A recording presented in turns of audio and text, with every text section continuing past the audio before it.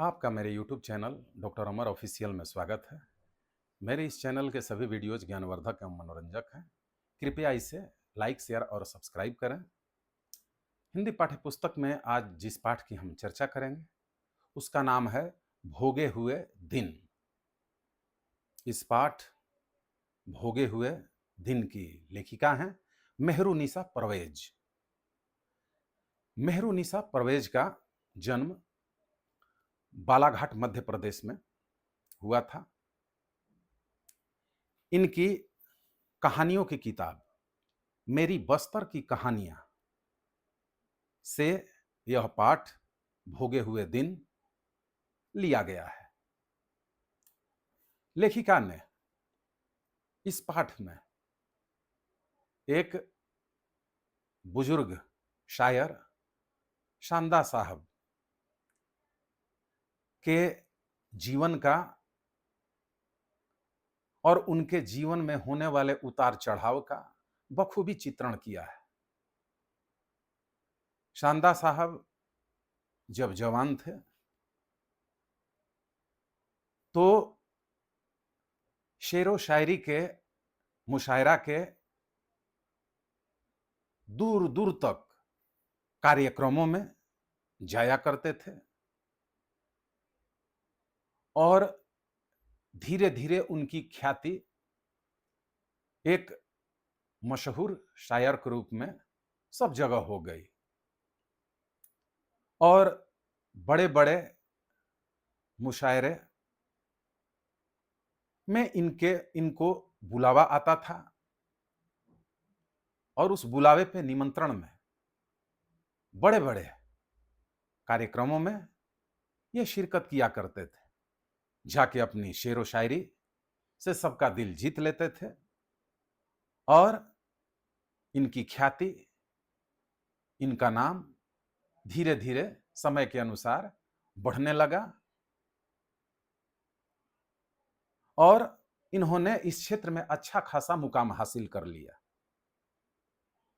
इनकी तारीफ में इनके प्रशंसकों के और निमंत्रण के बहुत सारी चिट्ठियां आती रहती थीं, जो इस बुढ़ापे में भी अपने घर में एक तरफ हजारों चिट्ठियां अभी भी ये रखे हुए हैं। उस दौर में जब इनको देखने के लिए, सुनने के लिए लोग आतुर थे, बेचैन थे, ये अपनी शेरो शायरी से महफिल को शराबोर किया करते थे। लेकिन जैसे जैसे उम्र ढलती गई और आज इस बुजुर्ग शायर की बुढ़ापा तंगहाली में व्यतीत हो रही है। ये अपने गांव के एक पुराने जीर्ण शीर्ण मकान में, टूटे हुए मकान में गरीबी की जिंदगी व्यतीत कर रहे हैं। इनके साथ में इनकी एक बेटी है जो कि विधवा हो गई है। उस विधवा बेटी के दो संतान हैं, एक जावेद लड़का जो कि प्राइमरी स्कूल में तीसरी कक्षा में पढ़ता है और दूसरी संतान 7 साल की बेटी सोफिया है, जो गरीबी के कारण स्कूल नहीं जा पाती बल्कि घर पे ही रह के कुछ पढ़ लेती है। और शांदा साहब ने जलावन की लकड़ी के लिए एक दुकान खोल रखी है। उस दुकान पर वही 7 साल की लड़की सोफिया बैठती है और इनकी विधवा बेटी नजदीक के उर्दू प्राइमरी स्कूल में टीचर है और शांदा साहब को पेंशन के रूप में 100 रुपए मिलते हैं। तो यही इनकी आजीविका के स्रोत हैं। किसी तरह इतने लोगों का जिंदगी बसर हो रहा है और इसी दौरान शांदा साहब के एक प्रशंसक मित्र शमीम बहुत वर्षों के बाद इनसे मिलने के लिए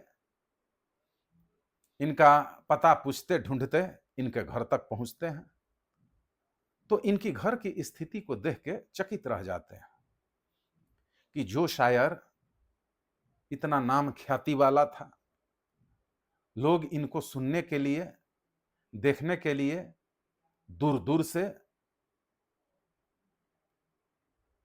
उन कार्यक्रमों में, महफिलों में पधारते थे, तालियां बजाते थे, दाद देते थे। आज उस शायर की जिंदगी तंगहाली में गुजर रही है। ये देख के दुखी भी हैं, चकित भी हैं, और सामने देख रहे हैं कि जलावन की लकड़ी की दुकान पर इनकी नातिन सोफिया बैठी हुई है।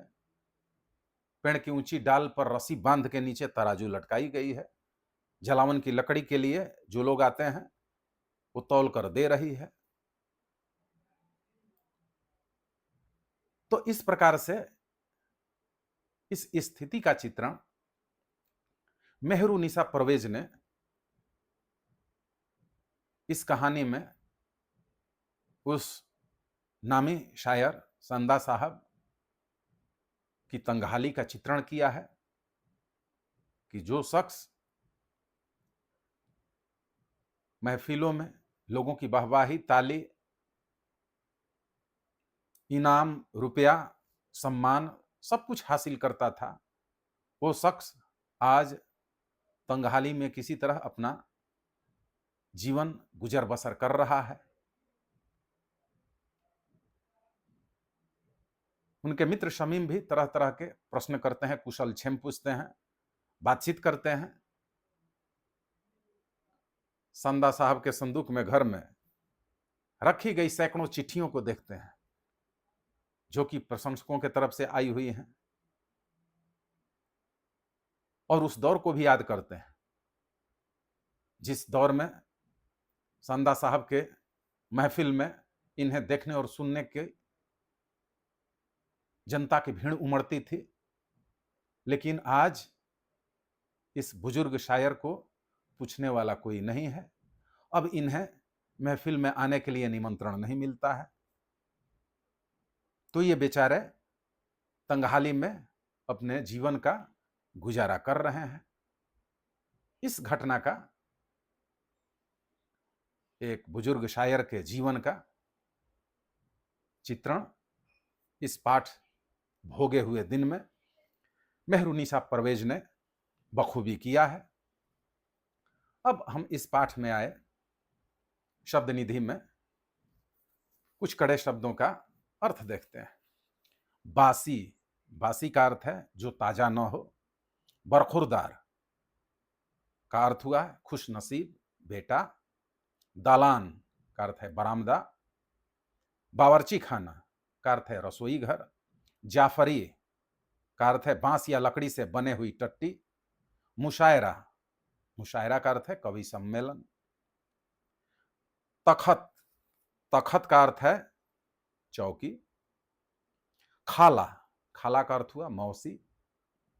गुसलखाना, गुसलखाना का अर्थ है स्नान घर। निपुण, निपुण का अर्थ है दक्ष। उस्ताद, उस्ताद का मतलब गुरु। शागिर्द, शागिर्द का अर्थ है शिष्य। अफसोस, अफसोस का अर्थ है दुख। स्तब्ध, स्तब्ध का अर्थ है भौचक्का, चकित। सुराख, सुराख का अर्थ है छेद। चट्टी, चट्टी का अर्थ है सस्ती चप्पल। वजीफा, वजीफा का अर्थ है पेंशन। गुलदान, गुलदान का अर्थ है वह पात्र जिसमें तरह तरह के फूल सजाए जाते हैं। तो इस तरीके से इस पाठ भोगे हुए दिन की जानकारी आपको मिली। अगले अध्याय में अगले पाठ की चर्चा होगी। बहुत बहुत धन्यवाद।